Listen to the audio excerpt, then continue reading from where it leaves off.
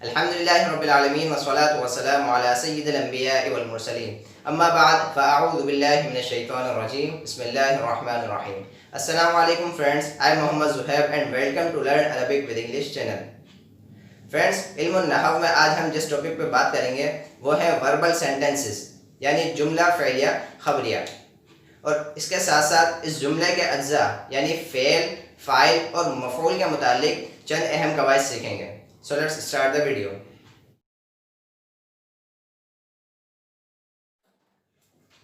Friends, جملہ فعلیہ خبریہ کے بارے میں ہم نے پڑھا تھا کہ وہ جملہ جس کی ابتدا کسی فعل سے ہو وہ جملہ فعلیہ خبریہ کہلاتا ہے.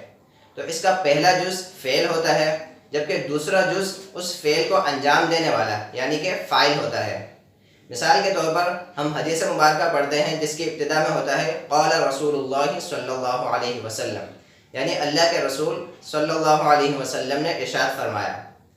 تو اس جملے میں قال فعل ہے جبکہ لفظ رسول یہ فاعل ہے.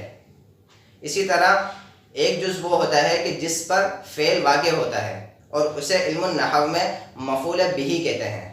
مثال کے طور پر کلم اللہ موسیٰ، اللہ تبارک و تعالی نے موسیٰ علیہ السلام سے کلام فرمایا. تو اس جملے کی ابتدا چونکہ فعل سے ہے لہذا یہ جملہ فعلیہ خبریہ ہے، اور کلمہ فعل کے بعد لفظ اللہ اس کا فاعل ہے کہ اللہ تبارک و تعالی نے کلام فرمایا ہے. اس کے بعد تیسرا جز ہے لفظ موسیٰ. تو لفظ موسیٰ یہاں پر مفعول بہ ہے کہ کلام موسیٰ علیہ السلام سے فرمایا گیا ہے.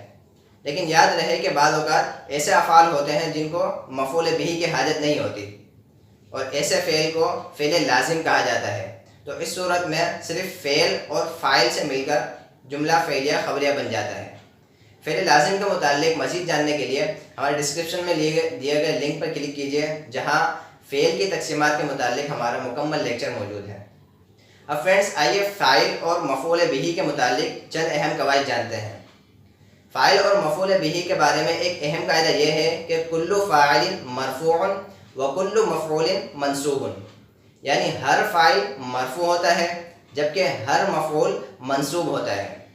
یعنی جو بھی اسم فاعل بنتا ہے اس پر ہمیشہ رفع آتا ہے، جبکہ وہ اسم جو مفعول بہ بنتا ہے اس پر ہمیشہ نصب آتا ہے. مثال کے طور پر شرب زید ماء، زید نے پانی پیا. اس مثال میں شرب فعل ہے اور زید اس کا فاعل ہے، جبکہ ماء مفعول بہ ہے. تو زید پر رفع آئے گا اور ماء پر نصب آئے گا.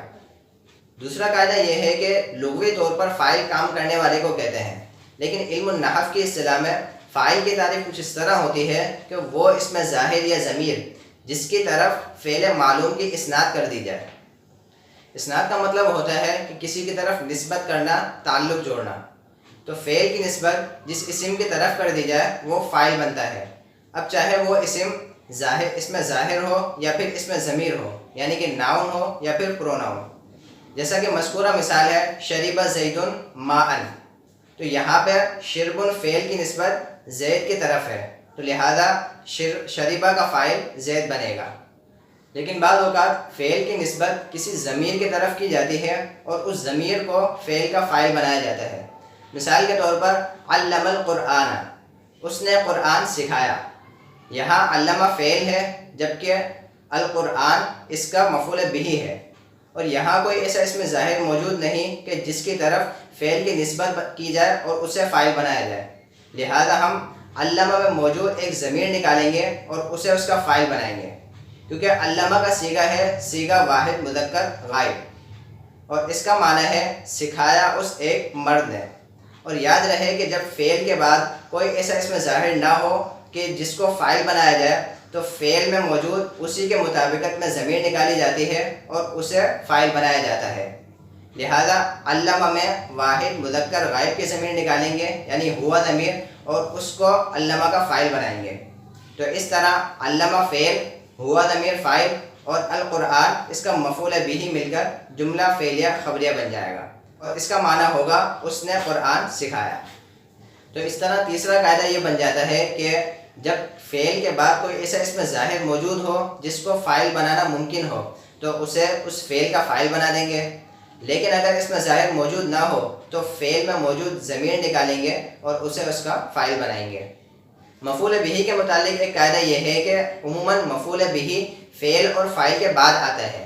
مثال کے طور پر اکل زید خبزن، زید نے روٹی کھائی۔ یہاں اکل فعل ہے، زید اس کا فاعل، جبکہ خبزن مفعول بہ ہے اور یہ فعل اور فاعل کے بعد آیا ہے۔ لیکن بعض اوقات مفعول بہ فاعل سے پہلے آ جاتا ہے، جیسا کہ اللہ تبارک و تعالیٰ نے قرآن مجید میں ارشاد فرمایا وَإِذِ ابْتَلَىٰ إِبْرَاهِيمَ رَبُّهُ، ابراہیم علیہ السلام کو ان کے رب نے آزمایا۔ تو یہاں ابتلا فعل ہے جس کا معنی ہے آزمانا، اور ابراہیم لفظ ابراہیم مفعول بہ ہے اور ربہ اس کا فاعل ہے، تو یہاں مفعول بہ فاعل سے پہلے آ گیا ہے۔ اسی طرح مفعول بہ کبھی فعل سے بھی مقدم ہو جاتا ہے۔ مثال کے طور پر خبزن اکل زیدن، روٹی زید نے کھائی۔ لیکن یاد رہے کہ فاعل کبھی فعل سے مقدم نہیں آ سکتا، وہ ہمیشہ فعل کے بعد ہی آئے گا۔ تو فرینڈس، یہ تھے جملہ فعلیہ خبرے کے بارے میں چند اہم قواعد۔ مزید علم النحو سیکھنے کے لیے دیکھتے رہیے ہمارے آنے والی ویڈیوز اور سبسکرائب کر دیجیے ہمارا چینل۔ انشاءاللہ نیکسٹ ویڈیو میں ملاقات ہوگی، تب تک کے لیے اجازت دیجیے، اللہ حافظ۔